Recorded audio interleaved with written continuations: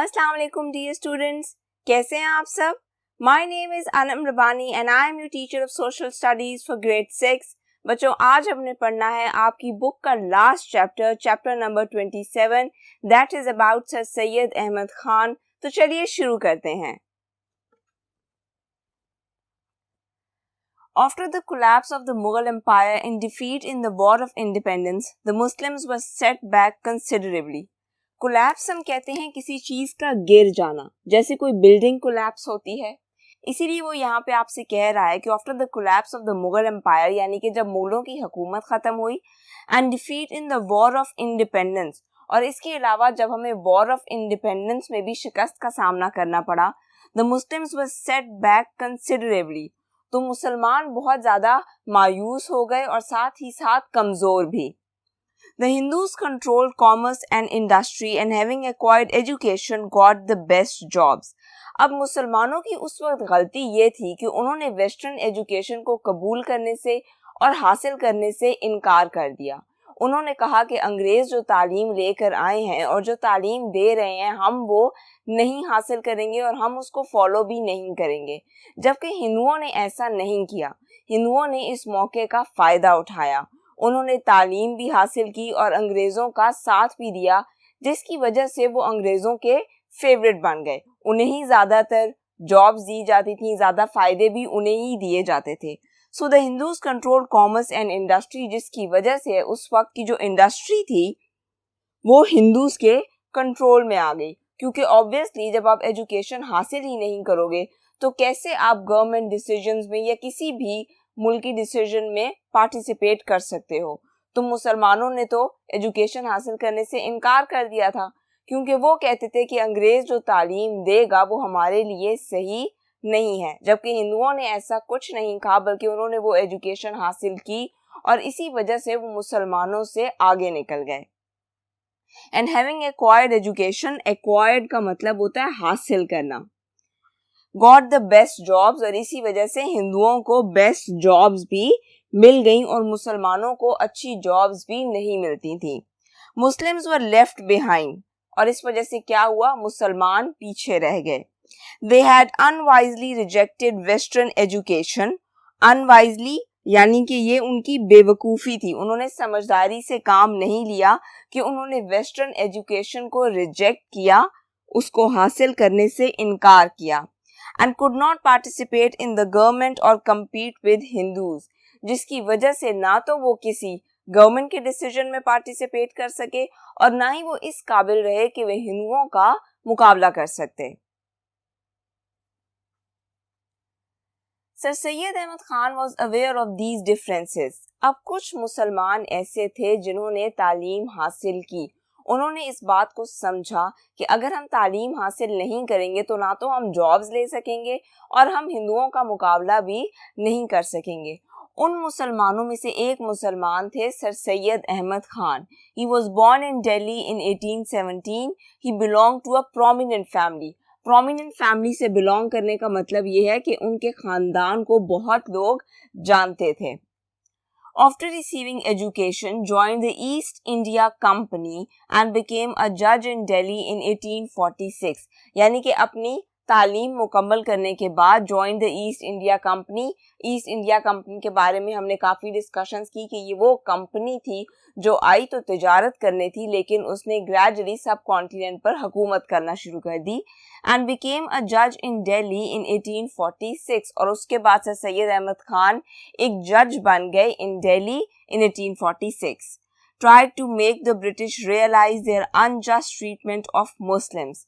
उन्होंने ब्रिटिशर्स को, अंग्रेज़ों को इस बात का एहसास दिलाने की कोशिश की कि उनका मुसलमानों की तरफ जो ट्रीटमेंट है, मुसलमानों के साथ जो उनका रवैया है वो अनजस्ट है, वो जस्टिफाइड नहीं है, वो गलत है. Tried to highlight importance of education and modern science. इसके साथ साथ उन्होंने एजुकेशन और मॉडर्न साइंस यानी कि तालीम और इसके अलावा जो साइंस है, जो भी नई तहकीकात हो रही थी, उनकी इम्पोर्टेंस को हाईलाइट किया.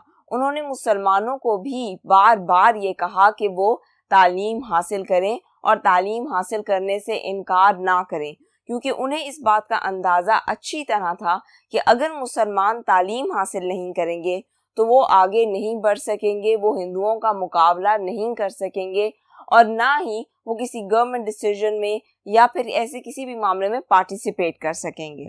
wrote many papers and books in Urdu and English. اس کے علاوہ سر سید احمد خان نے بہت سے پیپرز لکھے، بہت سی کتابیں لکھی، نہ صرف اردو میں بلکہ انگریزی میں بھی. Purpose was to inform the people and to bring about a better understanding of the real problems faced by Muslims. اور اس سارے کام کا مقصد کیا تھا؟ یعنی کہ کتابیں لکھنا، اخباروں میں لکھنا، اس کے پیچھے ان کا کیا مقصد تھا؟ وہ چاہتے تھے کہ وہ لوگوں کو یہ احساس دلائیں کہ اصل میں مسئلہ کیا ہے. اصل میں مسئلہ یہ تھا اس وقت سب سے بڑا مسئلہ کہ مسلمان تعلیم حاصل کر ہی نہیں رہے تھے، جس کی وجہ سے وہ ہر فیلڈ میں پیچھے رہ رہے تھے. اور اس کے علاوہ سر سید احمد خان برٹشرز کو بھی اس بات کا احساس دلانا چاہتے تھے کہ ان کا مسلمانوں کی طرف جو رویہ ہے وہ غلط ہے. تو اس لیے انہوں نے بہت سے پیپرز لکھے، بہت سی کتابیں لکھی، مسلمانوں کو جگانے کے لیے بھی اور برٹشرز کو یہ احساس دلانے کے لیے بھی کہ وہ ہندوؤں کو ضرورت سے زیادہ فیورز دے رہے ہیں اور مسلمانوں کی طرف ان کا جو ٹریٹمنٹ ہے وہ انجسٹ ہے. Was awarded the title of Sir in 1888. اب سر کا ٹائٹل ملنا ایک بہت بڑی بات ہے. یہ ایسے ہی ہے جیسے آپ کو کوئی بہت بڑا ایوارڈ مل جائے یا کوئی تمغہ مل جائے. تو ان کو سر کا ٹائٹل دیا گیا in 1888. Then most important contribution. اور ان کا سب سے اہم کام کیا تھا؟ ان کا جو سب سے بڑا اور اچھا کام تھا وہ یہ تھا کہ انہوں نے ایک کالج بنایا علی گڑھ میں، محمدن اینگلو اورینٹل کالج، جس میں پھر بہت سے مسلمانوں نے بھی ایڈمیشن لیا اور تعلیم حاصل کرنا شروع کی. He told British that they must give equal power to Hindus and Muslims. انہوں نے انگریزوں کو یہ احساس دلایا اور برٹشرز کو یہ بتایا کہ اگر انہوں نے ہندوؤں کو کوئی طاقت دینی ہے، کوئی پاور دینی ہے، تو انہیں اتنی ہی طاقت، اتنی ہی پاور، یعنی کہ ایکول پاور مسلمانوں کو بھی دینی ہوگی. ایسا نہیں چلے گا کہ وہ صرف اور صرف ہندوؤں کو فیور دیتے رہیں، ہندوؤں کو جابز دیتے رہیں اور انہی کو پاور دیتے رہیں، بلکہ کیونکہ بر صغیر میں ہندو اور مسلمان دونوں رہ رہے ہیں، اس لیے یہ ضروری ہے کہ جو فیورز ہندوؤں کو دیے جائیں وہی مسلمانوں کو بھی دیے جائیں. This was the beginning of two nation theory. یہ آغاز تھا two nation تھیوری کا. ٹو نیشن تھیوری کیا تھی؟ کہ مسلمان اور ہندو آپس میں اکٹھے نہیں رہ سکتے، ان کے مذہب الگ ہیں، ان کے طور طریقے الگ ہیں، اس لیے ان دونوں کو الگ ملکوں میں رہنے کی اجازت دی جائے، ان نیشنز کو الگ الگ رہنا ہوگا. اور یہاں سے شروع ہوئی تھی پھر ہماری آزادی کی دوڑ. اب ہم بات کر لیتے ہیں آپ کی ایکسرسائز میں جو کوشچنز ہیں، جس میں سے کوشچن نمبر 1 ہے Why did Muslims lag behind in progress؟ یعنی کہ مسلمان ترقی کیوں نہیں کر رہے تھے؟ تو یہ میں نے آپ کو بتایا کہ وہ ترقی اس لیے نہیں کر رہے تھے کیونکہ انہوں نے ویسٹرن ایجوکیشن کو ایکوائر کرنے سے انکار کر دیا تھا، جس کی وجہ سے وہ ہندوؤں سے بھی پیچھے رہ گئے. دین question number 2 his views about education، یعنی کہ سر سید احمد خان کے ایجوکیشن کے بارے میں کیا ویوز تھے، and step he took in this regard. تو وہ یہ کہتے تھے کہ جب تک آپ ایجوکیشن حاصل نہیں کرو گے آپ زندگی کی کسی بھی دور میں آگے نہیں بڑھ سکتے. And then he steps and took in this regard. تو انہوں نے پیپرز لکھے، میگزینز لکھے، بکس لکھی اور اس کے علاوہ انہوں نے ایک کالج سیٹ اپ کیا علی گڑھ میں تاکہ لوگ تعلیم حاصل کر سکیں. باقی کے 2 کوشچنز ہیں آپ کے ریسرچ کوشچنز جو کہ آپ کو انٹرنیٹ سے ریسرچ کر کے آنسرز لکھنے ہوں گے. تو بچوں یہاں پہ ہمارا لاسٹ چیپٹر ختم ہوتا ہے. اپنا اور اپنی فیملی کا بہت سا خیال رکھیے گا. اللہ حافظ.